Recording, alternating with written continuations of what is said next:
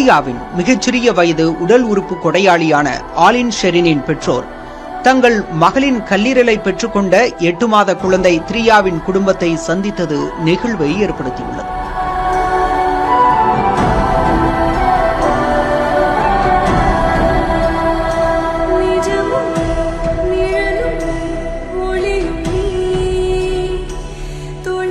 திருவனந்தபுரம் தனியார் மருத்துவமனை ஏற்பாடு செய்திருந்த ஷலபம் நிகழ்ச்சியில் ஆலின் ஷெரின் பெற்றோர் தன் மகளின் கல்லீரலுடன் வாழும் த்ரியாவை முதன்முறையாக கண்டதும் கண்ணீருடன் மடியில் அமர்த்தி அணைத்துக் கொண்டனர்.